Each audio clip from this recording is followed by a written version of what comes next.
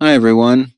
It's Topline podcast on the internet, and it's Asad Zaman, CEO of Sales Talent Agency, Sam Jacobs, CEO Pavilion, and AJ Bruno from Hawaii, CEO of CodaPath. Hawaii. Welcome to episode 83. 83. Yeah. Wow, we've been doing this a while. I feel differently about the two of you. More love, hopefully. Better, not worse. Yeah, in what ways, Sam? I don't know. I'm still processing. I'll let you know. Yeah. If we don't make it past 100, you know how you feel. Yeah, exactly.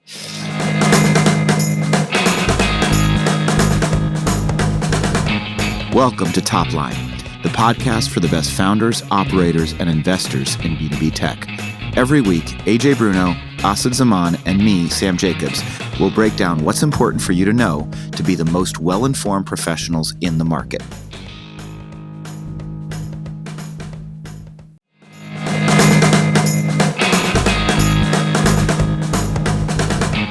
CEOs and founders, this is your chance to connect and grow in an exclusive CEO and founders-only environment. Pavilion CEO Summit 2025 is happening January 22nd and 23rd in New Orleans. Forget theory. Our action-packed workshops deliver tangible takeaways to drive your strategies forward. Plus, with Pavilion's connections-first approach, you'll build lasting relationships rooted in collaboration, growth, and support. Reserve your spot now at joinpavilion.com/CEO Summit and join 150 plus high growth CEOs for 2 days of insights and meaningful connections. It's a mixture of a lot of different things. Wow. Yeah. I hope they're net positive. Yeah. AJ, how's Hawaii? Yeah. I mean, if y'all aren't watching YouTube, you got to get on YouTube. Look at this guy's background. He is living his best life. I'm facing the ocean, so the other side is actually even better. And you got a hard stop in a few minutes. That hard stop must be related. You're like, we're all going pool aerobics, cliff jumping or windsurfing. We're going to a state park, and there's pools and waterfalls that we're going to go visit with the kids. So nice. I am in Hawaii this week. I am here because we had a trip that was planned with my parents in September, and unfortunately we had to cancel that trip to London, and they got sick, and so we had to use our miles, and we looked at when our my daughters had time off. They had time off this week because of the election, and decided that we would do that. So I've been doing some work in the mornings, going for a run on the beach, and the afternoon hanging out and with the sea turtles. Listen, barefoot runs, I would imagine. There's a beautiful 3-mile path that's paved above the beach where we're staying. So actually, it's been a good run. London's a good place to visit, but Hawaii is 10 times better than London, so that worked out. Here's the interesting thing. We're in Maui, and I didn't really realize how much of this island, specifically, maybe all the islands, is desert. There is a very desert. I didn't realize that either. So there's this drive to Hana, road to Hana, and on that side is, I guess that's the leeward side of the mountain. There's a lot of rain, so there's rainforests. On the windward side, they don't get as much rain, and it is dry and arid and desert-like conditions. So it rains every day pretty much here because there's just giant clouds. Yeah, it's like half the island is a desert. It's kind of... How big is this island? I don't know how many nautical miles, but it would take like 7 hours to drive all around it. People in nautical miles? If you said nautical miles, who would know? I don't know how many nautical miles. No one does. Google does. The internet does. Nautical miles is how I measure everything as a pilot. So, yes. The Starbucks is 7 nautical miles away from it. As the crow flies. My GPS isn't set to meters; it's set to nautical miles. But the Big Island takes 8. The Big Island being Hawaii, the island of Hawaii takes 8 hours to drive in a straight line across it. It's bigger than Pennsylvania, I think. Wow. So it's actually pretty large. No, maybe not. That's a lie. It can't be bigger than Pennsylvania, but it's pretty large. Wow. I mean, called the Big Island. It's big. Anyway, I'm here. I'm good. I'm doing well. Sam. Yes. This is AJ. the last time we're going to be doing this with you in New York. I know. I am. I'm quite tired today. We had a board meeting this morning, and the apartment's emptying out, and there's still a million things to do. Sam, what would you rather talk about, the election or the board meeting? All things considered, the board meeting, but I don't think anybody else cares about my board meeting, and lots of people care about the election. There's, I haven't offended enough people. We've been recording for 4 minutes and 23 seconds, so it's time to alienate half the audience. Let's go. Okay. Don't worry. That part of the audience, I'll bring you all back. I will bring you all back. Or totally okay. Yeah. So let's jump in. We're not a political podcast, and there are better places to go if you want to listen to people talk about policy and the regular geopolitical things that are happening in our fun world. But this is a place where operators and founders come to hear other operators and some founders talk about business. And it would be very weird 3 days after the election if we just start talking about CAC or go-to-market efficiency. We've got to talk about the election because it has implications. And so that's where we're going to start. And I guess, guys, the jumping off question is, how are you guys feeling a few days in? Like, how does this... For me, looking from the outside, one of the most amazing things I used to look at was the American election. It was just fascinating from the outside because the vote mattered and people cared. So I've always had this fascination with it, but I'm not American. I'm not there. And this was a charged election and a decisive outcome. How does it feel a few days in? Sam, let's start with you.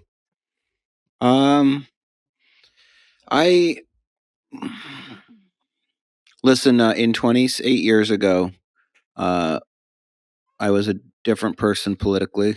I was definitionally a different person, given that we shed so many cells and we're constantly regenerating, and all the food that I ate from 8 years ago has worked its way through my body and has become part of the universe again. So most of it. 8 years ago, I was more staunchly blue, I guess, if you want to identify me as a political party. And we lived in an apartment that saw the Empire State Building from my bedroom window.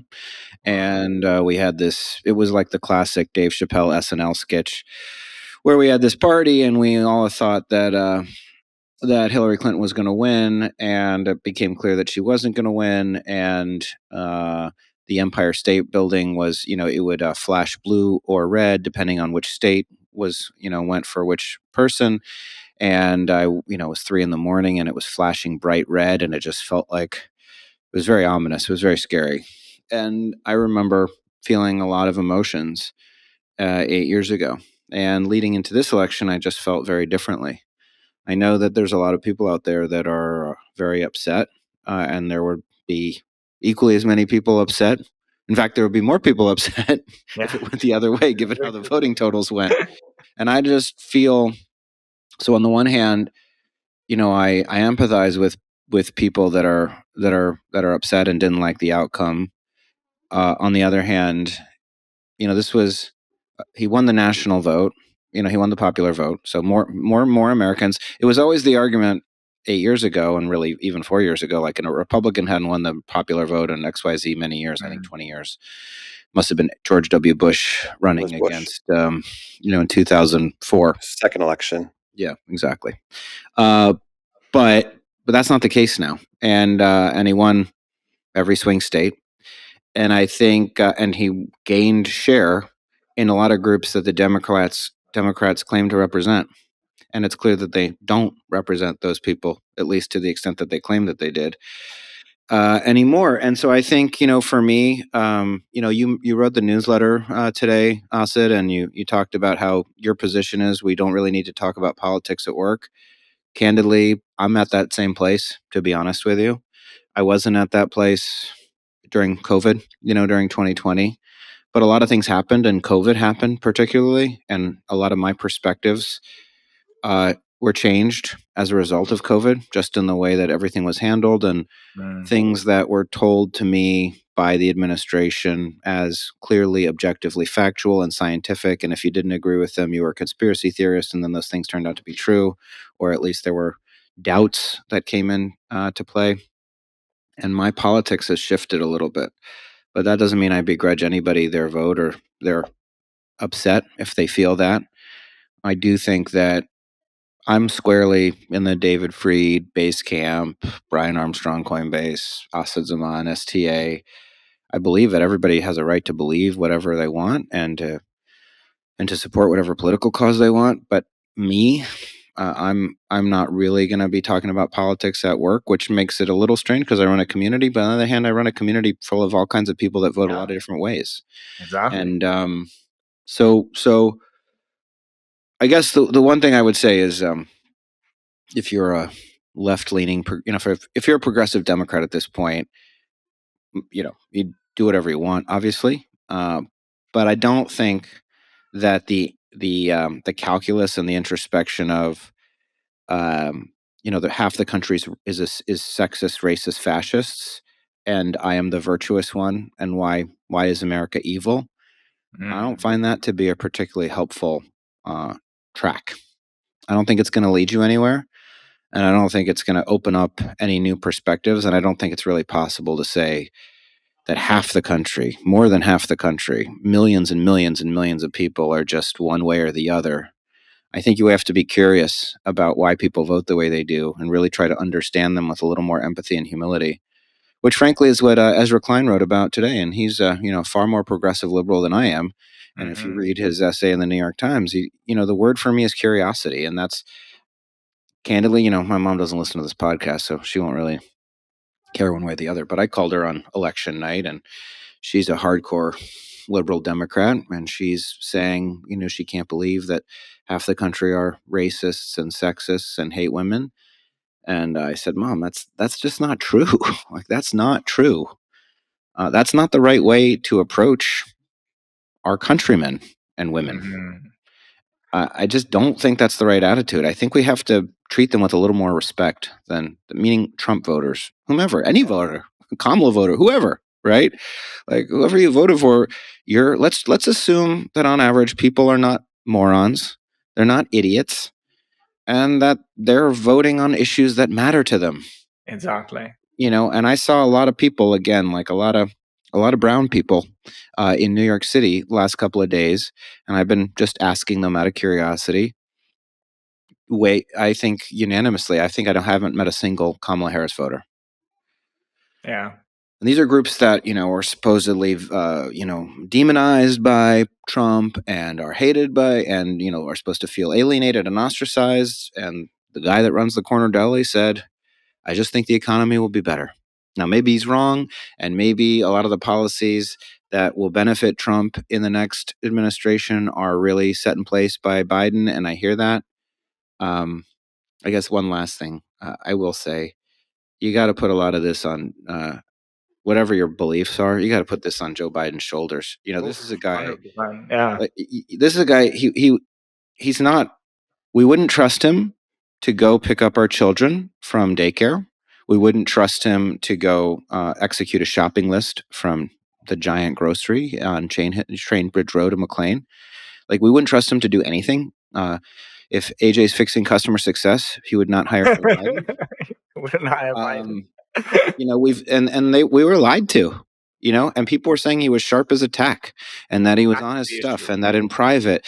And it's really disrespectful, and he clung to the reins of power, and he stepped aside at a moment that didn't really leave Kamala very many options. She couldn't really tell the world that leave the party many options. She couldn't really say this guy's an idiot and I need to distance myself from it, because she was the vice president and she didn't have a lot of time and she would look disloyal. It would have helped if we ran a primary, a year ago, like a normal democratic process.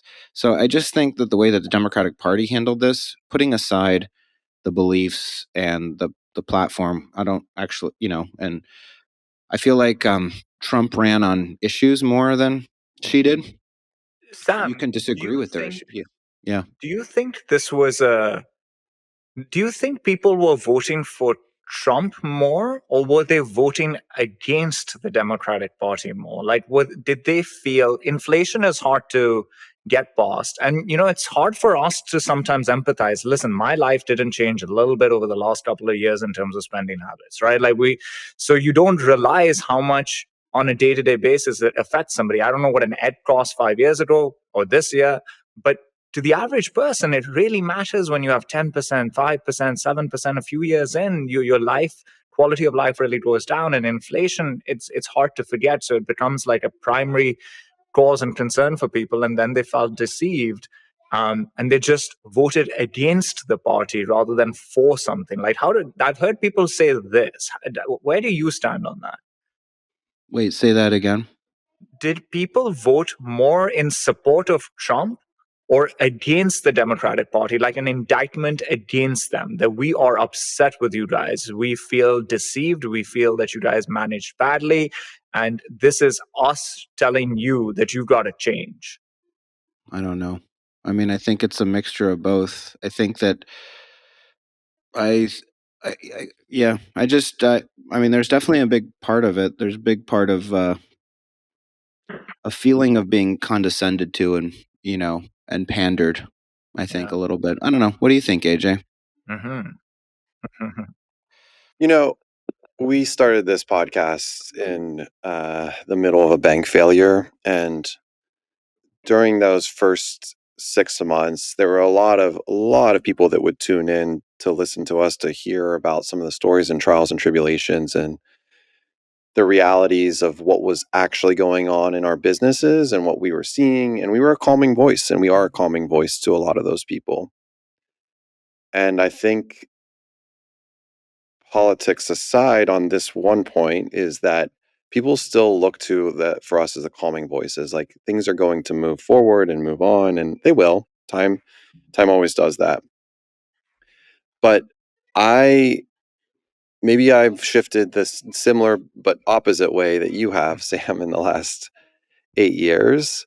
And I'm not saying everyone's perspectives are different. My perspectives are, I have 3 daughters, and I do what I can from their impact and how they're going to grow up, and their moral ethics are from your parents more than anything else. But I also see the challenges, and the thing that I have more than I've had, that I know to be true, is I remember things really crystal clear well. And I have core memories. We all have 9/11 as a core memory.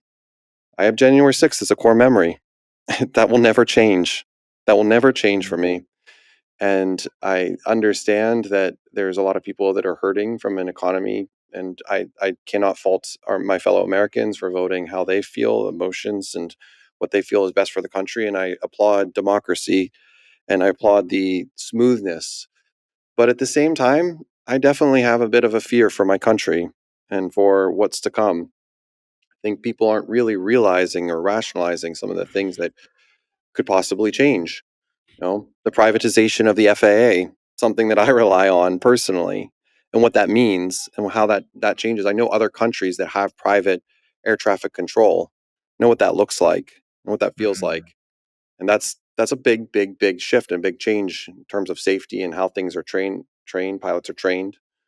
But we'll see. There's so many unknowns. We all have friends and family members that their rights are at stake, potentially in some ways, with Supreme Court decisions potentially looming in the next 4 years. And we want to be that safety blanket for them. We want to tell them it's okay, but we can't. And the U.S. economy will roll on. I don't have a strong belief that Republicans or Democrats are better for the economy. I think the economy is the people, and the people have created this American dream, and the way we think, the way we work. That's what actually is in charge of the U.S. economy, not a party, not a political party.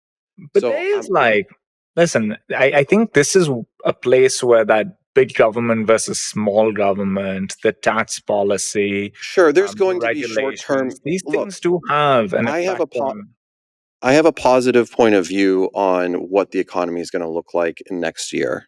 And the market seems to be reacting that way. It's really interesting. The 10-year went up. So I think what the market is saying is short-term stocks went up. So we think short-term he's going to be good for the stock market at least.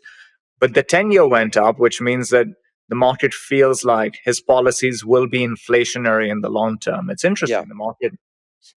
I have a positive point of view on the short term, and the spend is going to be helpful, I think, in the short term, no doubt about it. And I think the public markets, we can talk about it and switch over here in a second.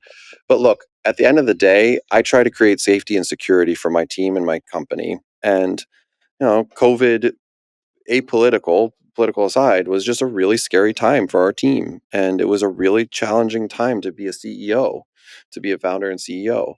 And I try to minimize and de-risk the amount of times that I have to do that for within my own organization. And so everything's about trade-offs. The world's about trade-offs. The teams that we hire and how we make them feel, they all have a diverse set of feelings and backgrounds. And our goal is to align those backgrounds and beliefs and go after one mission and one goal. That's what we try to do. And anything that becomes an objection or a challenge to that is an adversary to the goal. And so I'm just trying to do the best thing I can for my team and, of course, my family. And that's what I'll continue to do. And that's what I would say to every founder or CEO that's feeling in any way, feeling elated, feeling happy is, okay, great. There's people on your teams that aren't feeling that way. Same on the other side. If you're feeling down, there's people on your team that are feeling very excited, very hopeful for the future. Work to bring those together. And that would have been the situation no matter what the outcome of it would have been, is my message, is saying, make sure you're bringing your teams together in the same way that you want the US to be brought together. So we're now moving in the direction of like the things that I think we're suited to talk about. I found it very interesting that during this election, there were a lot of people that were very vocal publicly, CEOs, founders, about their political stance. And I get it, right? Elections really matter. And because they matter, you put in the effort to try and push things in the direction that you believe is right. And that means if you have a voice, to use your voice. I get the logic of that. But there's trade-offs in all of these directions. And the trade-off is kind of what those companies are going to be dealing with right now. If you have a company of 50, 60, 100 people even, you're going to have a decent amount of people from either side, unless you're really weird and you qualify for this upfront when you're hiring, in which case that's a really weird way to build a team. So you're going to have people from both sides of the aisle, and the people on the opposite side to whatever your stance was, they're going to have a lot of feelings right now. So how do you make people feel calm and composed? How do you go to them and say, now we're not going to talk about politics? I think people, they'd made decisions without trade-offs, without knowing the trade-offs or thinking about them, or maybe they knew. But it seems like a very dangerous place to be as a founder, as a CEO of a company. If you're McDonald's, you should have views on geopolitics and social causes and all these other things. But for most of us, like, there's a mission. Like, your company's mission is the mission when you are doing work at the company. You want everybody aligned on that. You shouldn't be talking about all these other things. They're distractions, and they create divides in the organization. But we're just people. We're all just human beings trying to live our lives and do what we want and what's best for it. And so I think you would be doing yourself a disservice if you're ignoring that part of humanity. And politics is a major driver to those decisions that get made. So I'm not saying you need to go out and we need to talk about it and have it as part of stand-up or anything whatsoever, but you need to create an outlet. You need to create an area where your team can feel safe and secure, like talking out loud about this. I don't know if that's true. I don't know if what do you mean? Why do you need to do that? I don't think that's true. Why do you need to do that? It's not daycare. Well, I didn't say it was daycare. I'm just saying, like, well, why do I need to create an outlet? Why do I? No, hold on. I mean, I want to just frame my question. Then I'd love, like, why? Like, we all have personal lives. Why does it have to be such complete integration? Because it affects you, because you pay for healthcare for your company, Sam. Your company pays for healthcare. Okay, but that's true. But I mean, they do a lot of things that affect my ability to pay for their healthcare. You have an outlet for a way for someone who has a health issue to create an outlet for them. Great. That's exactly what I'm saying. No, I'm saying no. The outlet is that they don't work all the time, and if they need to go take care of something in their personal life, they're free to do it, and I support them to do it. Okay. Do you have a way to help them navigate a actual like? No, I do not. Your organization, if one of your employees is having issues either paying or figuring out how to navigate the healthcare, you have no way to help them do that in your organization. I mean, they can call the broker that sold us the Oxford plan, and we have good health insurance, and we provide that to our team, and it's like best in class. And they have resources that they can call, including mental health resources if they need it. We also have long-term disability. Did you mental health? Did you during COVID have an outlet for your employees to have? I'm saying the outlet is the infrastructure that we give them, which is the health insurance. What additional outlet do you mean? Well, someone at your team that runs HR. Do you have anyone for them to talk to there? Head of people, but he's not a psychotherapist. No, but it's not. I'm not saying that this person has to be a full-time therapist. I'm saying for someone to have a conversation to feel like and help navigate tricky situations or something. This is feeling. AJ, I'm on the other side of that, where I think it's like you have hard lines where you say, in the company, I don't want to hear about your take on politics, on wars, on social causes. I'm not saying to publicly post that stuff on Slack whatsoever. For the record. I don't want you guys talking about this internally. I don't want it to be a two-person conversation. I don't want it to be an email. I don't want it to be a Slack thing. I don't even want you to bring it up to me. Like if you are feeling something about an election, take a day off. That's what a personal day is for. But work is a team against a mission, and anything that is not furthering that progress against that mission is a distraction that is not for here. That's for your personal life. Like I think that clean line is necessary.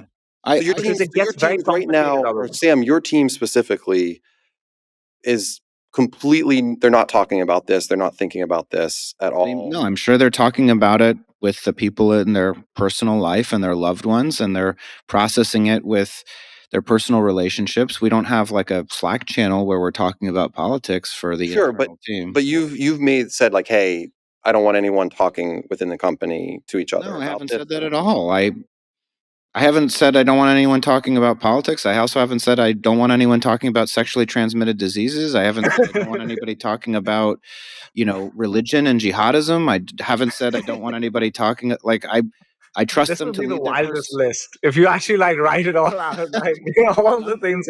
I don't know, because I'm not. It's the opposite of being. I don't want to have a point. I want everybody to feel like this is a place where if they need some time because they don't feel like they're doing their best work, they can take that time. Great. I'm not double checking.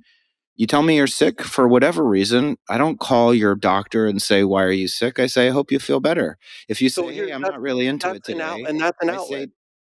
That's an outlet. The outlet is not working. That's exactly the outlet. But that's fine. I'm just saying, my point being is every company should have something that allows their employees to have an outlet. If that outlet is but I don't know what the outlet is. My point is the outlet is everything you do is not work related, and I perfectly support that. And that's why we have unlimited vacation. We don't really check if, we don't have unlimited sick days, but you can take sick days. If somebody texts me and says, I'm really not feeling well, I say, I hope you feel better. If somebody says, hey, and I did get a text message from somebody saying, I'm really impacted by the elections. And I said, take whatever time you need. That's what I said. That's not me providing an outlet. That's just like life. I think it is. I think it is. Like in essence, what we're saying is go deal with it yourself, because I can't help you with this. So we dealt with this during the George Floyd stuff, where at the time it was a little bit unconventional not to post the black image on Instagram and have a stance and have a policy and have all these things. And I took a decision where I was like, none of this. We're going to do none of this. Like we've got a mission. We're going to focus on that. We're not going to say all of this. At the time, we used to do these yearly reviews, and there was consistent bad feedback against me was like, why didn't we do anything? Why didn't we do anything? Why didn't we do anything? It's like, well, this cause matters to you, but there's another cause that matters to somebody else. And that cause that matters to that other person might really annoy you. And so I want to build a team where people with all sorts of opinions can come together for this mission. and they can bring their ideas and their thoughts and all their talent towards this. But I can't create an environment where they can now bring their full selves to work. I don't want you to bring your full self to work. I'm not asking for that. Keep some of it away from here. Like, it's not for us to see every element of your thought process and your psyche and your moral compass and your value system. Like, some of it is for you to be. There's nuance here, and I agree with everything you're saying. I would just say that our teams do talk, and we want them to be as focused as we possibly can. But I don't think the message should just be like, get back to work in like, it's just another day. We're in the thick of Q4. Like, we're in November and it's Q4. We just came out of a recession. We're in a tough market. This is the distraction. So I saw somebody write on LinkedIn, it's going to take me many days to get over this. You're the founder of the business. You're the CEO of the business. If you're writing this, what's everybody else thinking? You have targets to hit. You have your stakeholders. You raise money. Like, I don't know if that, it feels very luxurious to be able to say that I can be this distracted because of what happened. I think when you decide to take on these type of roles, there's an element of you need to be able to compartmentalize, feel what you're feeling in the evening. During the daytime, if I've given you money, I'm hoping that you can put your best foot forward. Maybe not the day after, but 2 days in, let's roll. Let's move forward. Like, what are we doing? My guess is that our audience feels, because we have a lot of operators, founders, CEOs that listen to the show. I'm sure by the way, I'm sure of the people that listen, listen, this is my point, sort of, which is like, you're out there listening and you strongly agree with one of us. I just want you to know there is somebody else listening that feels completely the opposite. That is my point. And that's but if it's with me, just message me directly and let me know. I'll keep the tally to myself. AJ, you're gonna have so many fans from this conversation, and people are gonna reach out to you and say, AJ has a heart, and Asad and Sam don't have a heart. They're bastards. And that's not my point. If you're out there thinking that, and I'm not insensitive to women's issues and to reproductive rights. I'm not. That's not. And it's, it is just the reality. We have to look at the reality. It's, at least in this, more than half the country voted for the other person, or whoever. By the way, even if you're a Trump supporter out there, about half the country voted for her. Yeah. Right. Like, we are. And I was in line voting on the weekend, and I was looking around, and everybody was being pleasant and cordial, and there was lots of different kinds of people, and they all looked different in that line. And I thought, we all need to get out from behind social media and from behind our screens and interact with each other and see that we're all human beings. And I know that sounds cliche and that's platitudes, and I know that doesn't resonate with everybody, but I don't know. Well, for the record, less people. I think this is the numbers. Less people voted voted all together, but I think less people voted for him as well in 2024 than 2020. Yeah. So a lot of apathy out there right now.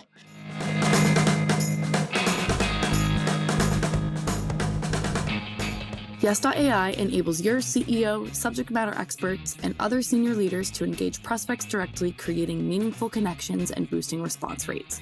With just one click, your team can strategically involve senior staff to make your outreach more credible and effective. Empower your GTM team to orchestrate your outbound process and say yes to yes.ai. That's YESS.ai. To be honest, what was really interesting was there was that guy who had made the big bet out of France on. Oh yeah, did you send that around? No, I haven't sent $30 million about the neighbor survey. The neighbor survey. I was going to talk about that. That was fascinating. They're like, how did you have so much conviction? You made a $30 million bet. You're not even American. You're a French guy. Like, made this heavy bet. Why? And he's like, I thought that the polls were flawed because people are not comfortable saying I'm voting for Trump because you get judged as, so you don't like women, you don't like this, you don't like that. And to them, it's more complicated. It's a set of issues, and some issues for them are more important than the other issues in this moment in time, not even forever. But if you ask them what you think your neighbor will vote for, you're more likely to tell them kind of where your heart is. And in that, I think there was this heavy edge towards Trump. And I thought that was just really fascinating because it speaks to, it was very intelligent of this gentleman to do that, to care about that. But the other part was, it tells you a little bit about how hard it is to take certain stances as well. These people didn't vote because they're bad people. They voted because there were certain issues that really mattered to them. And some of them, from the conversations I've had, who turned, like there were a lot of Democrats who voted Republican. They were hurt by a lot of the things the Democratic Party had done. They were hurt by the Biden situation. They felt lied to. There were people, as Sam, you said, that went, had dinners with him, came back and said, shoppers attack. And then you see him as like, not sharp as attached. So that felt deceptive. He's very different. And so I thought that was fascinating. And there's, if you're Jewish, I talked to many, many Jews, and again, there's bright lines for everybody. And a lot of Jews felt like, again, a lot of Jews felt like the Biden administration, in calling for, ceasefire at different times, hamstrung, Israel in a way that impacted Israel's ability to defend itself. At the same time, there's Arabs that thought that the Biden administration didn't go far enough, and that they were too tolerant and continued to sell arms to Israel. And so the Jewish vote was not something that could be counted on to go Democrat this year, and it's one of the reasons why New York City went more Republican than it's gone in any time since I've lived here. So I just, again, and like you said, Asad, people have different things that are priorities to them, and I hope what everybody's hearing from me isn't that I don't care about other people or that I don't care about what people are going through. It's just more that I think the world's a little bit more diverse sometimes than we even understand. And I think sometimes we talk to our friends and we think that everybody agrees with us and that there's only one way to think. Mm-hmm. And then you talk to somebody else and you realize they're coming at it from a truly totally different perspective, and well thought out. They have not done ignorant. On this. Yeah, and that's why curiosity. That's why when Ezra Klein, and go check out the essay. And by the way, just to be clear, for me, I had. You can hear it in my voice, but if you want to know, who I voted for, I'm on AJ's side. Just so you all know, because for me, staging an insurrection and fomenting rebellion is a red line that I can't cross. So that was my number one issue, and there were other issues that are important to other people. But I certainly can understand everybody's perspective, or at least I try to. And I think, it's a big place. Know the price of egg, if you know the price of an egg, if you know the price of a liter of gas, then the economy is really your number one issue as a family. Because if there's food insecurity, if your standard of living has dropped significantly, these things hurt you in a way that other things don't. Those are bigger problems. Those are bougier problems. And it sounds rough to say this, but that really mattered to people this time around because they came out of a period where there was just so much inflation. Sam, what do you think are whenever we go through, actually, to what you were saying, by the way, I think what you're doing is trying to empathize with people, because it's very easy to just disregard other people and brand them as crazy and all of that. But if you are caring and you're trying to empathize by being curious, you're like, what happened? What's their thought process? I'm assuming people are good people and they made a decision. What happened? I think that's the right way to think about this. The other part is when we go through these type of situations, we sit, we reflect, and we bring up certain lessons that we hold on to, things that stay top of mind months, quarters, years down the line.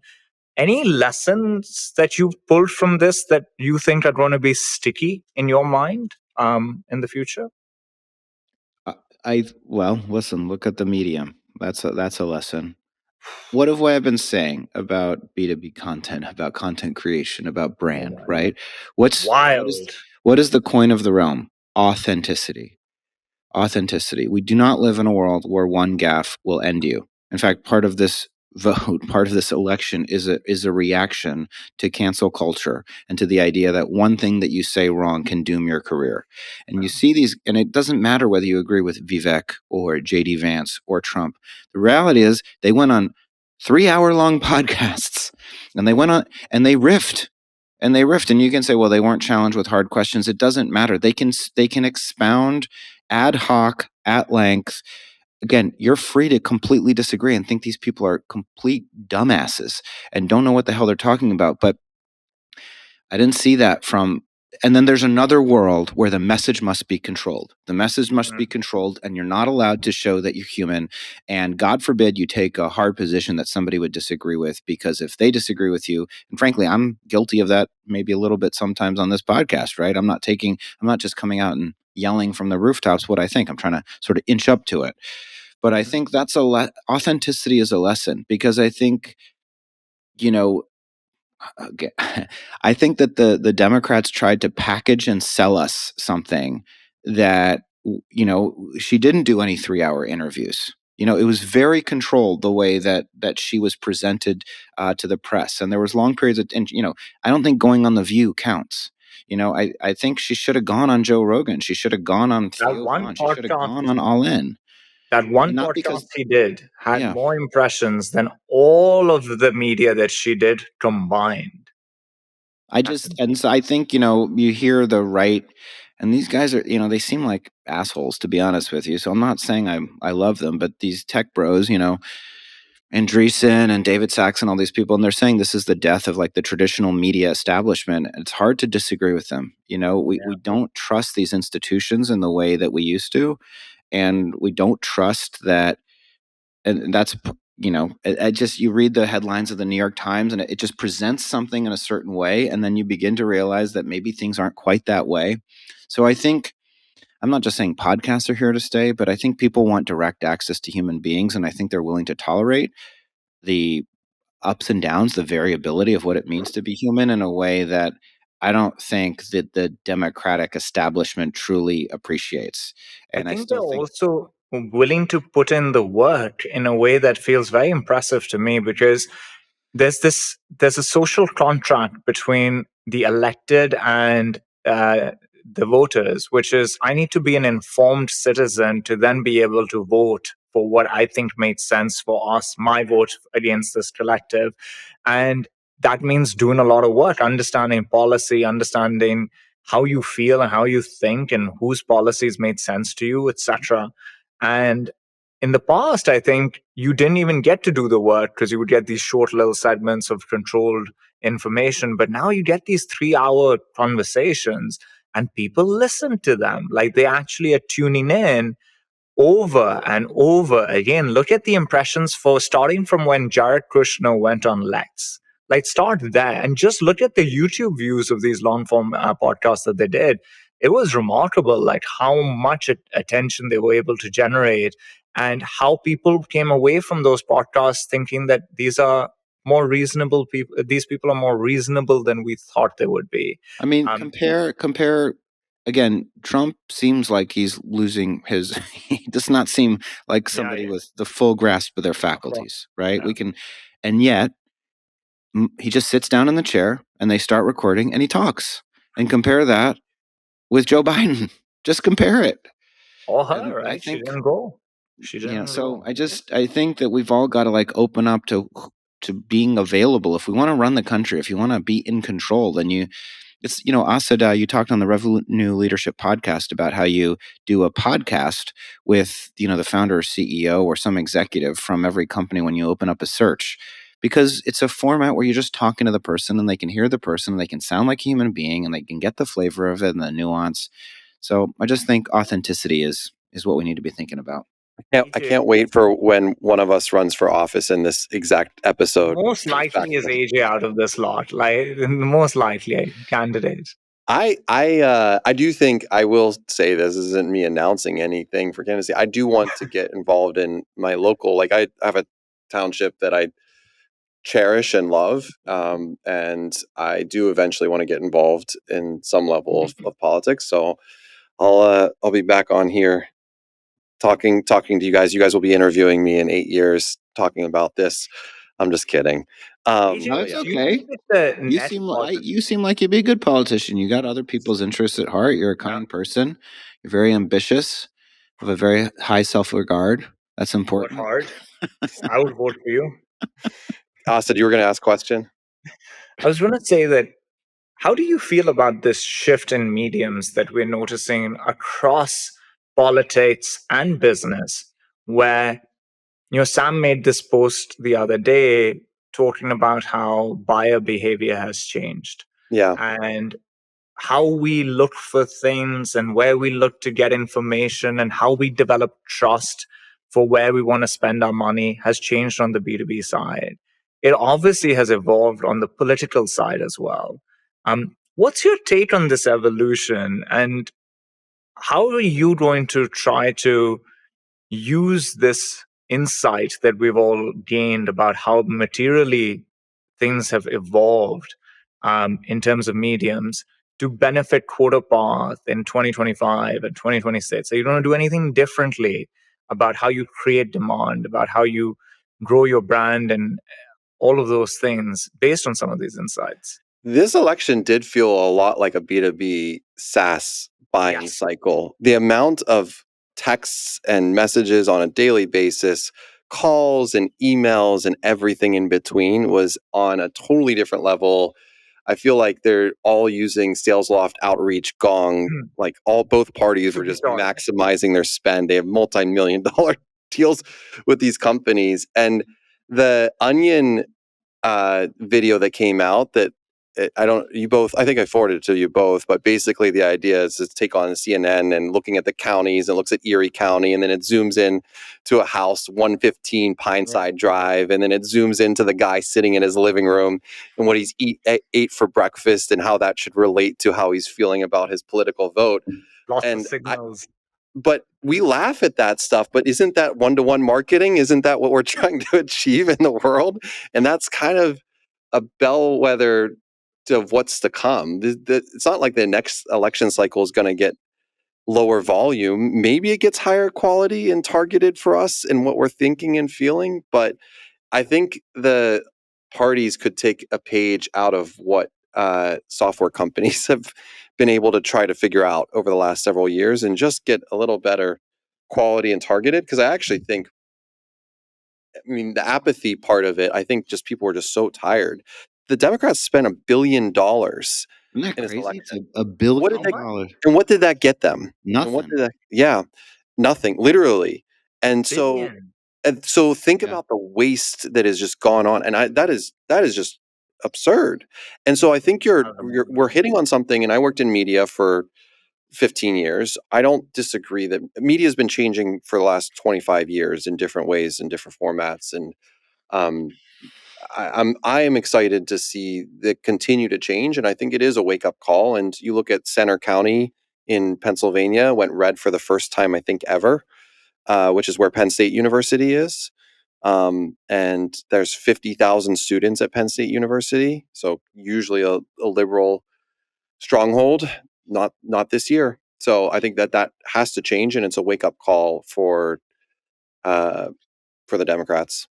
It's only a wake-up call if there's curiosity. If it's like, I don't understand why this country abandoned me, all of these people are evil, horrible, racist, fascist, sexist, it's not going to be much of a wake-up call. Well, here's where I'll disagree. If there are people at the top that aren't curious, the people that are curious will find their way to the top. I hope so. I strongly believe that's the case. I agree. Like, that's there will have to be some cleaning out of the ranks, right? Like new people will come up, like younger, forward thinking. Like you can't still have the same old crew leading the party after being not just slightly beaten. Like this was destruction, right? Like this was the worst. I don't know about that. George W. Bush in 2004 had a bigger margin. I think Biden had a bigger margin than Trump will end up having in terms of the popular vote, in terms of what it represents for, it wasn't I think Obama against Romney got something like 370 electoral votes. And as of this moment, Trump only has 295. I'm just saying it's a victory. He won. Yeah. I guess because it was House, Senate, and right. Sam, in hindsight, you developing your audience on LinkedIn, based on where the world seems to be going, I'm looking at even our own cost per click, cost per conversion. I'm looking at the traditional channels, and it's just downward slopes. The brand stuff is up and to the right. The other stuff is down. What do you mean it's down? It's more expensive, or it's not working? It's just more expensive to get something. And so at some point it becomes unsustainable, because where you had 10 people fighting for a keyword, you have like 30 people fighting for a keyword now. And so advertising is much harder. SEO is harder. SEO is still okay for us, surprisingly. I think SEO is probably a little bit untapped. I think so. Would be my guess. SEO takes a lot of time and patience. Yeah, that's why. Anything hard and takes time is probably worth doing. But what were you going to say? What was your question? I was saying, in hindsight, like this audience you've built, which is only getting harder and harder to build audiences, right? Because as content becomes more prominent and channels become saturated as well, it's going to be this huge competitive advantage to you. When people come to you right now and they say, hey, I'm thinking of starting off on LinkedIn, I'm thinking of investing in this, what advice are you giving them? A founder comes to you, Sam, I'm trying to build a following and have a voice, and I'm starting from scratch, and I have 4,000 followers right now, but I want to get to 100,000 and I need to do this. What do you give them any advice? What do you say? Yeah, of course I give them advice. I mean, the number one piece of advice, which I'm sure you can imagine, is it's not about any one. The thing that happens when you don't do it very often, you walk up to people and, it's the same thing as like, it's why the first album's good and the second album's not very good, because it took, 20 years to write the first album and they had to deliver the second album in, 10 months according to their record contract. These are, from the olden days. But the point is, like, so certain people have been walking around with like 12 posts in their head for the last 10 years, and then they don't realize that nobody cares and that it's not about your brilliant one song. It's about the ability to consistently create songs so that 1 out of 100 is brilliant, but that you're at your desk every day creating content. So the first piece of advice is just understand this is all, it's the same thing for us, right? It's like, it's what we talk about. Does it matter if one conversation on Topline, you didn't hear episode 82? Who gives a shit? It's like the fact that they're 82. Yeah, and that there's and that we have to be doing this like there's going to be 300. And if we do it like there's going to be 300 or 400, then you have a chance. 1,000. And if you do it like, well, I just had this great conversation and nobody listened, and I just, I spent all of the ammo, like I shot all the ammo I had of like this one great conversation. We had Lemkin on, and now we don't have Lemkin, and we have nothing to say.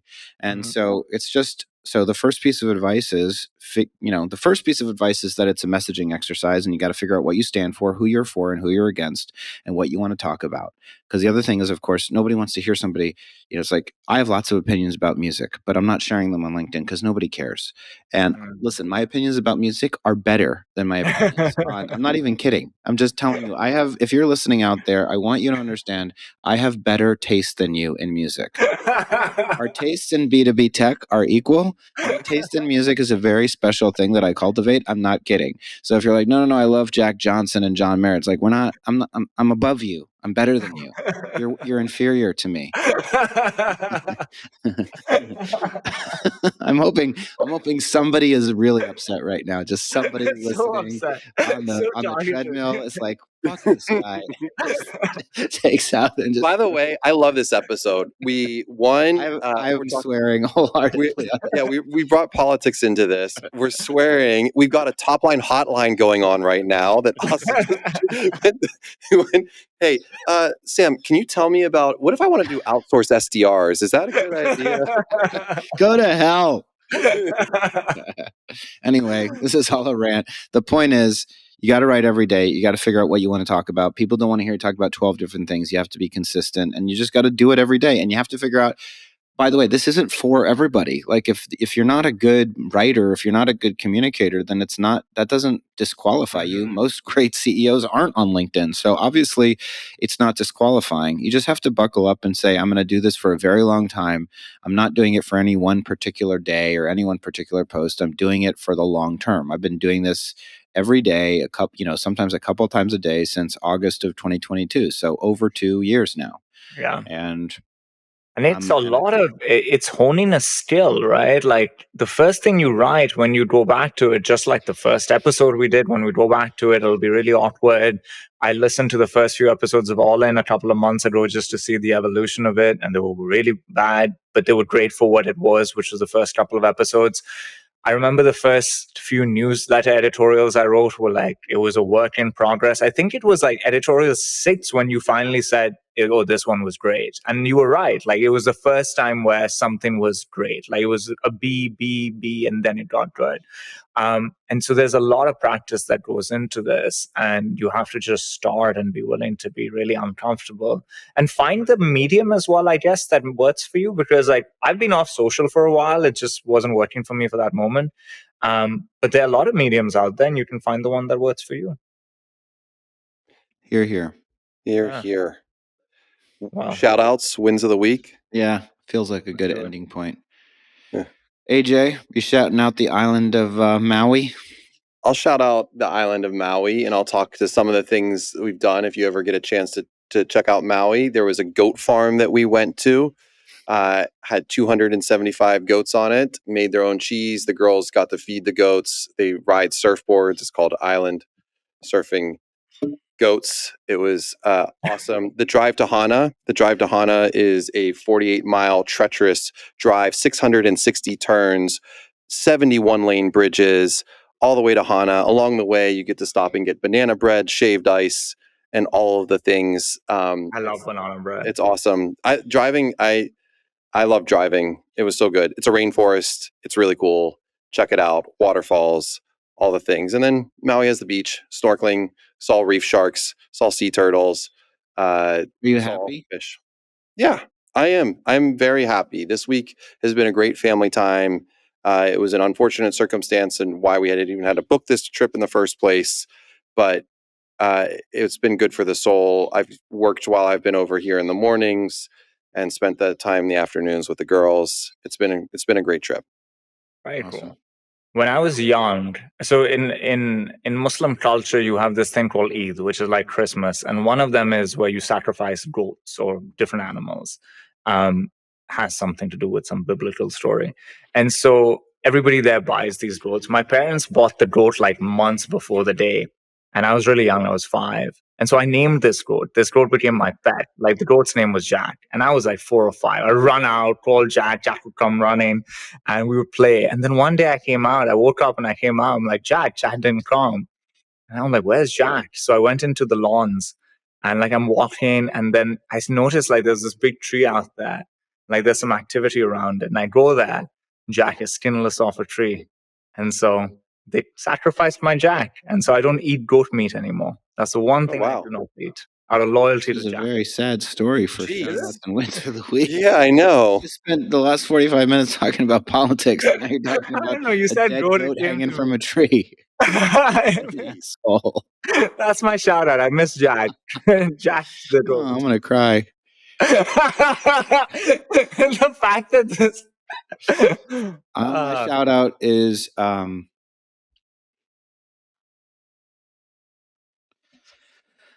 I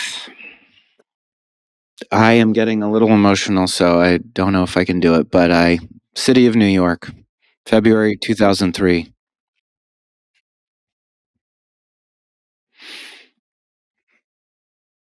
Thank you for everything. Beautiful. Congrats, Sam, on your new chapter. All right, folks. What a day.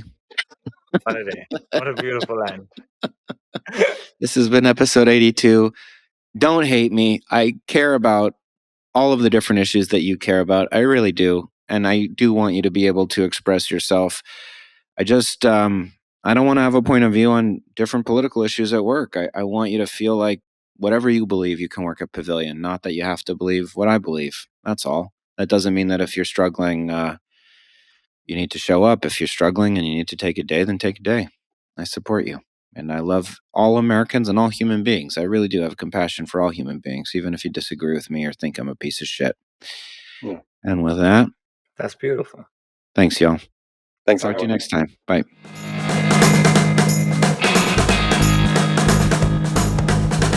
This episode was brought to you by AirCall, the business communications intelligence platform. Deliver a better experience for your customers and your teams at AirCall. That's AIRCALL.io. Save time, save money, and improve performance with a single communications platform.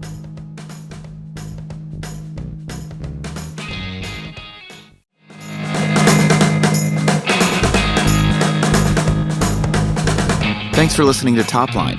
New episodes come out every Sunday. If you like what you heard today, subscribe so you never miss an episode, leave a 5-star review, and share it with your friends. Don't forget to join our Topline Slack channel to connect with us and discuss the topics we cover with other listeners. Click the link in the show notes. Lastly, if you're interested in joining Pavilion, you can learn more about membership at joinpavilion.com/membership. Thanks again for listening.